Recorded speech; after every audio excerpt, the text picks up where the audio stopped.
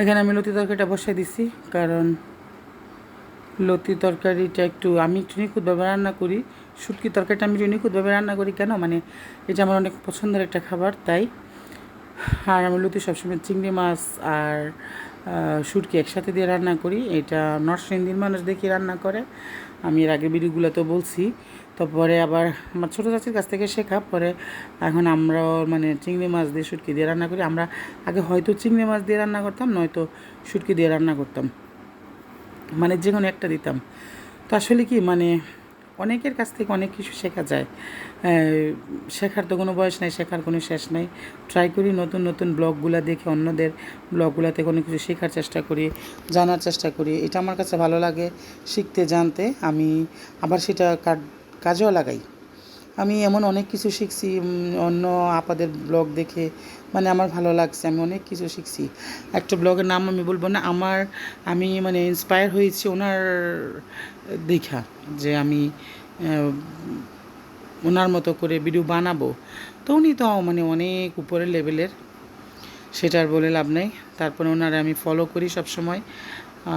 উনি বাংলাদেশের না, কলকাতার। ভালো লাগে ওনার ভিডিওগুলা, অনেক বেশি ভালো লাগে। তো আমি ট্রাই করি। আর জীবনে যত কাজ শিখছি সব একটা ফুপির কাছে শিখছি। ফুপি যখন কাজ করতো, আমি ওনার দরজার সামনে দাঁড়ায় দাঁড়ায় দেখতাম যে উনি কীভাবে কাজগুলো করে। আমি সেম ওনারা কপি করছি ছোটোবেলা থেকেই। আর ফুপির কাজগুলো আমার এত পছন্দ হইতো, আমার হাতের যত ডিজাইন করা সব কিছু, আমার ঘর গোছানো, আমার কথা বলা, মানে আমি সব কিছু আমার এই ফুপির কাছ থেকে শিখছি।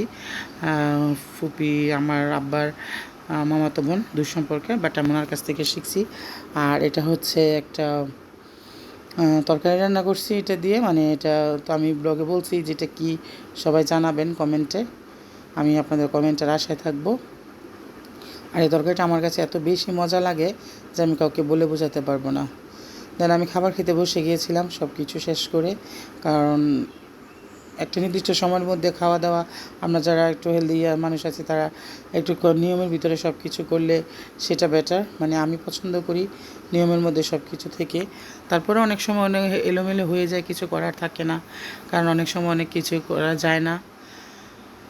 মানুষ কম হলেও কি মানে রান্না বান্না, ঘর গোছানো টর গোছানো, এগুলো তো আর কম না। মানে হেল্পিং হ্যান্ড আছে, উনি ঘর মোছে, বাট আমি বাথরুম কাউকে দিয়ে ধোয়াই না, আমার কাপড় চোপড় আমি কাউকে দিয়ে ধোয়াই না। আমি এই কাজগুলো নিজে করি, আমি নিজে করতে লাইক করি, আমার ভালো লাগে এগুলা।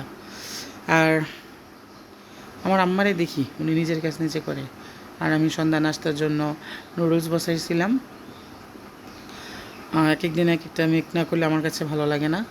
সেটা মানে মেহমান আসুক আর আমি নিজে খাই, মানে নতুনত্ব আমার খাবারে কিছু থাকতে হবে প্রতিদিন সন্ধ্যার সময়।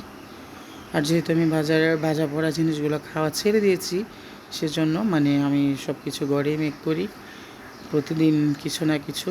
তো এটাই আর কি। আর এখন যে বড় দিন, মানে সে দুপুরে ভাত খেয়ে মানে বিকেল হতে না হতে আবার খিদা লেগে যায়, যদিও খাওয়ার পরিমাণটা খুব কম খাই, তারপরও খিদে লেগে যায়। তো এই যে নুডলস নিয়েছিলাম সন্ধ্যার নাস্তা, আর নিয়েছিলাম কিছু। আমি না আবার ওই যে নুডলসে মশলা খাই না, পরে দিয়ে বলতেছে যে মশলা না দিলে আমার ভালো লাগে না। তো ও যখন সব কিছু কেটে কুটে দিছে, ওকে ছাড়া কীভাবেই বা খাই, সেই জন্য ওর পছন্দের জন্য আমি একটা মশলা দিয়েছিলাম। মশলা খেলে আমার গ্যাস হয়ে যায়, এটা হচ্ছে আমার বড় প্রবলেম সত্যিকার অর্থে যেটা।